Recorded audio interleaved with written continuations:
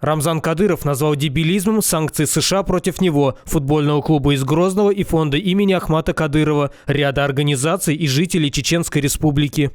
Друзья, Америка начала бороться со спортом, женами, детьми, благотворительными организациями, спортсменами, лошадьми. Этому только одно название – дебилизм, потому что ничего абсурднее в истории всего человечества не было никогда. Недавно Министерство финансов США опубликовало на своем сайте список людей и организаций, попавших под новые санкции. Помимо упомянутых ранее, в него также попали компания «Абсолютный чемпионат Ахмат», бойцовский клуб «Ахмат», чеченские минеральные воды и «Мегастройинвест».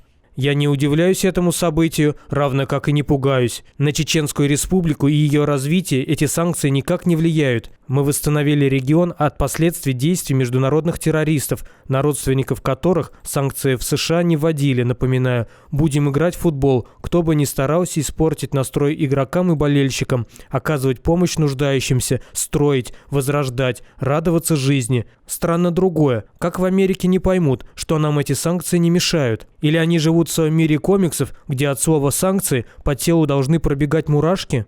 Стоит отметить, ранее США уже ввели санкции против Рамзана Кадырова, запретив при этом ему и членам его семьи въезд на территорию Америки. Глава Чеченской Республики заявил, что позорные санкции еще аукнутся США, назвав произошедшее действительно черной страницей в истории этого государства.